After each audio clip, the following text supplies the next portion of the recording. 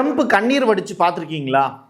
இப்போ ஒரு ப்ரெஸ் மீட்டில் அவர் கண்ணீர் வடிக்கக்கூடிய காட்சிகளும் ஈரானை பார்த்து டஃப் ஃபைட் அப்படிங்கிற ஒரு வார்த்தையும் பயன்படுத்தியிருக்காரு.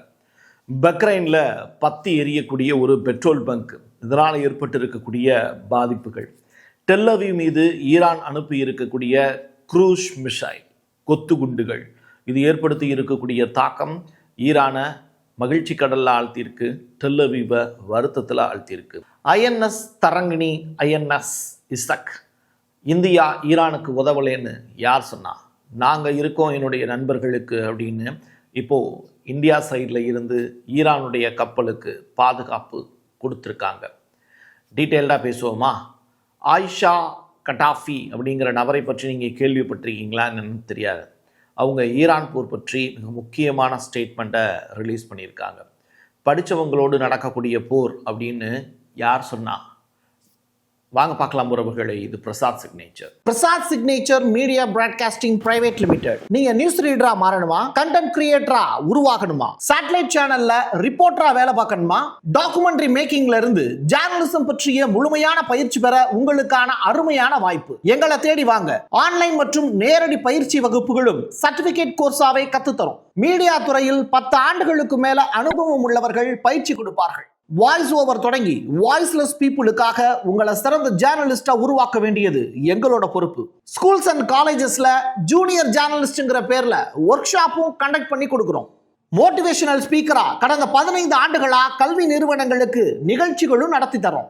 தொடர்புக்கு 9944790333 94493594 prasadsignature@gmail.com. தென்னிந்தியாவின் கட்டடக்கலை ராஜாக்கள், creator constructions and north west interiors, உங்களோட கனவு இல்லத்தை பிரம்மாண்டமா கட்டி கொடுக்குறாங்க கிரியேட்டர் கன்ஸ்ட்ரக்ஷன்ஸ். அதோட கட்டி கொடுத்த வீட்டை இன்டீரியர் பண்ணி அழகாக்குறாங்க north west interiors.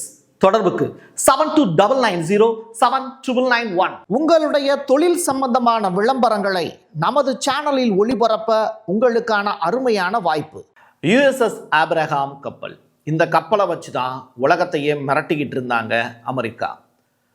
Persian gulf வழியாக டைரக்டாக ஓமனுடைய கடல் எல்லையில் போய் நிப்பாட்டுறது, அரபிக்கடலுக்கு கொண்டு போகிறது, இந்திய பெருங்கடலில் அப்படியே ஒரு ரவுண்டு வர்றது, இப்படி USS ஆப்ரஹாம் அப்படிங்கிற அந்த போர்க்கப்பலுக்காக அமெரிக்கா செலவு பண்ண ரூபாயினுடைய மதிப்பு ஜாஸ்தி போருக்கு முன்னாடியே.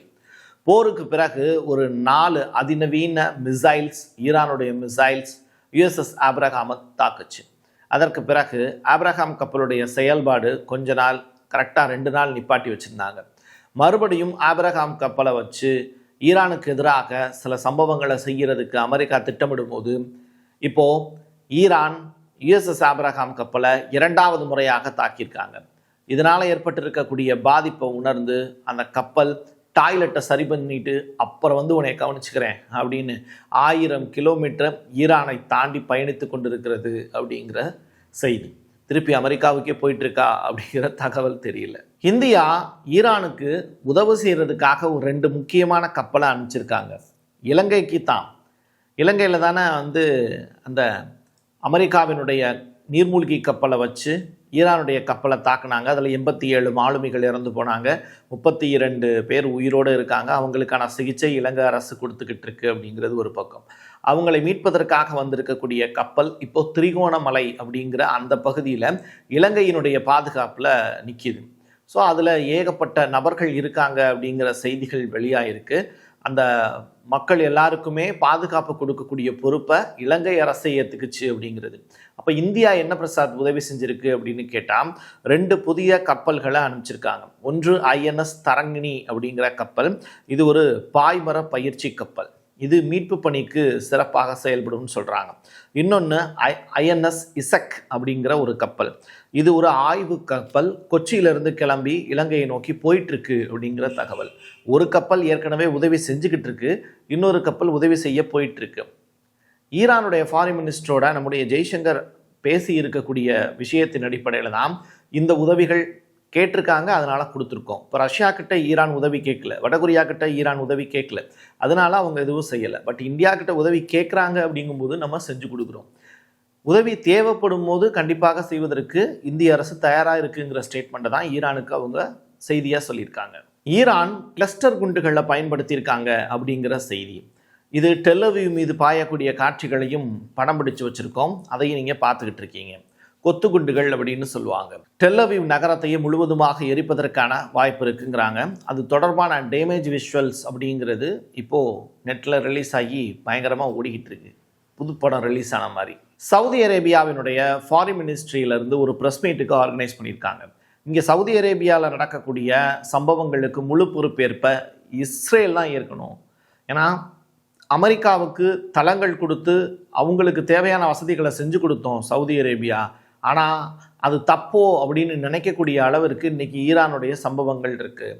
எங்களுடைய சகோதரர்கள் தான் எங்களுக்கு முக்கியங்கிற ஸ்டேட்மெண்ட்டையும் சொல்லியிருக்காங்க. ரெண்டாவது, சவுதி அரேபியாவில் ஒரு கொலை நடக்குது அப்படின்னா அதுக்கு இஸ்ரேல் தான் பொறுப்பேற்கணும். ஏன்னா காசாவிலையும் இதே மாதிரி தான் இனப்படுகொலையே இஸ்ரேல் பண்ணாங்க.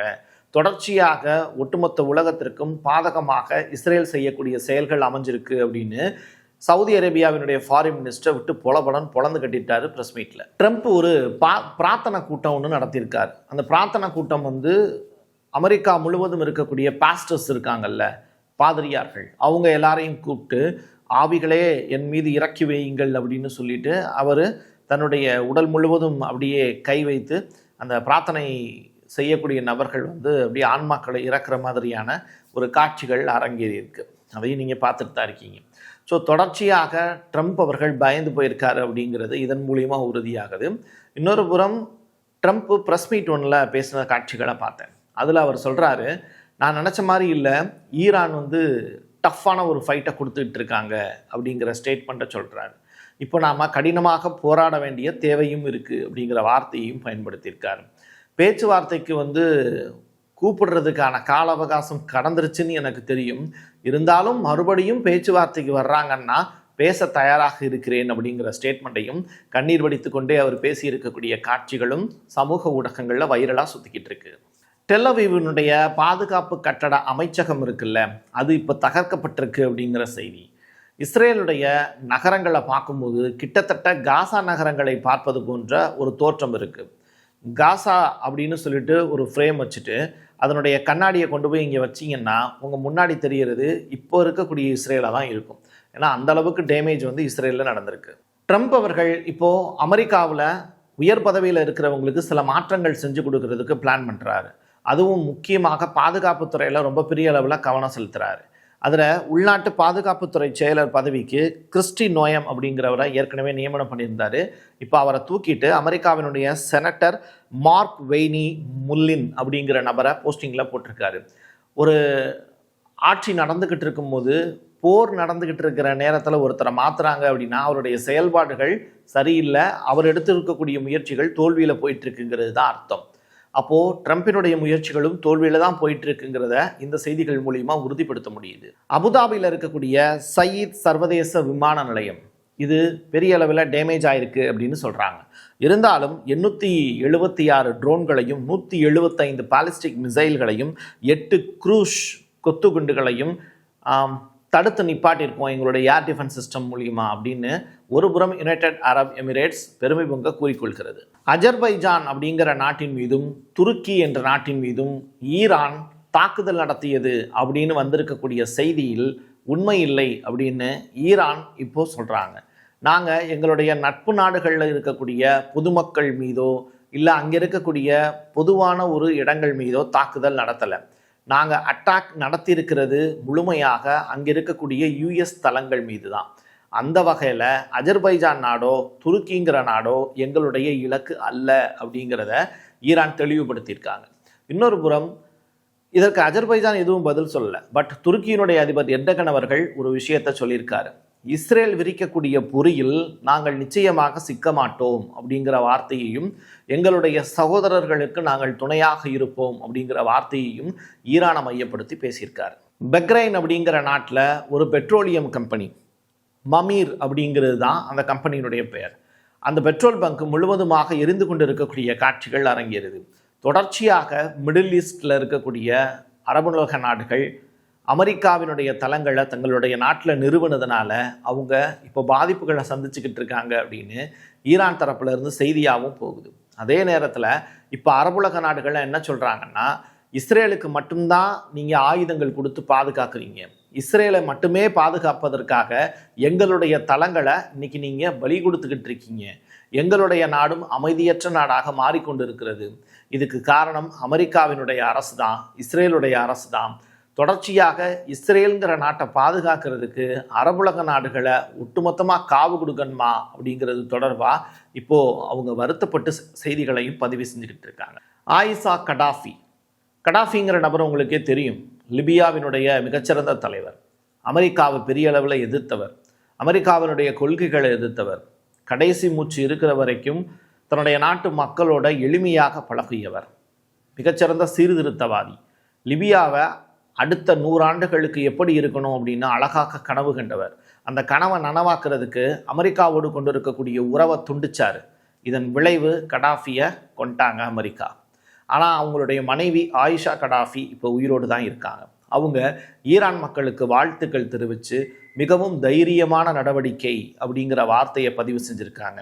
அது மட்டும் இல்லை, உங்களுக்கு ஒரு ராயல் சல்யூட் அப்படிங்கிற வார்த்தையையும் ஈரானிய மக்களுக்கும் ஈரானை ஆண்டு கொண்டு இருக்கக்கூடிய அந்த அரசாங்க பதவியில் இருக்கிறவங்களுக்கும் சல்யூட் அடிச்சிருக்காங்க. படிப்பு எவ்வளவு முக்கியம் அப்படிங்கிறது ஈரானில் இருக்கக்கூடிய அதிகாரிகள் இருக்காங்கல்ல, அவங்களுடைய லிஸ்ட் எடுத்து படித்து பார்க்கும்போது சில ஷாக்கான நியூஸும் கிடச்சிது. அதாவது கல்வி அறிவில் பின்தங்கி இருக்கிறவங்களுக்கும் கல்வி அறிவில் முன்னோடியாக இருக்கக்கூடியவங்களுக்கும் அவங்களுடைய சிந்தனைக்கும் வேறுபாடுகள் இருக்குது. அந்த வகையில் ஈரானில் இப்போ ஆட்சி பொறுப்பில் இருக்கிறவங்க எல்லாமே ரொம்ப பெரிய அளவில் படிப்பாளிங்க. ஈரானுடைய பிரசிடெண்ட்டாக இருக்கார்ல பெஜஸ்கியான், அவர் ஒரு அறுவை சிகிச்சை மருத்துவர். ஈரானுடைய மக்களவை சபாநாயகராக இருக்கார்ல முகமத் பாகிர் காலியவ், அவர் புவியியலில் PhD பட்டம் பெற்றவர். ஈரானுடைய துணைத் தலைவராக இருக்கக்கூடிய முகமத் ரஜா ஆரிஃப் அப்படிங்கிற நபர் இன்ஜினியரிங்கில் முனைவர் பட்டம் பெற்றவர். ஈரானிய வெளி விவகாரத்துறை அமைச்சர் அப்பாஸ் அராக்கி சர்வதேச தொடர்புகளில் முனைவர் பட்டம் பெற்றவர். ஈரானிய நிதியமைச்சர் இக்சான் கந்தோசி அப்படிங்கிறவர் பொறியியலில் முனைவர் பட்டம் பெற்றவர். இப்போது அமெரிக்காவோட பிரச்சனை என்னென்னா, படித்த அறிவாளிகளோடு போர் நடத்தி எப்படி ஜெயிக்க போகிறாங்க அப்படிங்கிறது தான். இது கொஞ்சம் கஷ்டமான காரியம்தான், அதை ட்ரம்ப்பும் உணர்ந்திருக்கார். ஜெயிப்பதற்கான வாய்ப்பு துளியும் அமெரிக்காவுக்கு கிடையாது அப்படிங்கிறத தான் உலக சர்வதேச அளவில் பகுப்பாய்வாளர்கள் இப்போ கண்டுபிடிச்சி சொல்கிறாங்க. IAEAவினுடைய தலைவர் கூட ட்ரம்ப்புக்கு அட்வைஸ் கொடுத்துருக்காங்க. முட்டாள்தனமாக அணு ஆயுதங்களை பயன்படுத்த யோசிக்காதீர்கள், அதற்கான அனுமதி இந்த உலகம் கொடுக்காது அப்படிங்கிற ஸ்டேட்மெண்ட்டை.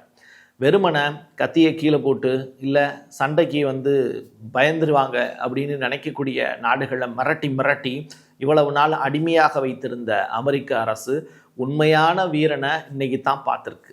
அதனால் அமெரிக்கா பயந்து போய் கிடக்கு. ஆயுதங்களும் இல்லை, அடிமைகளும் இல்லை.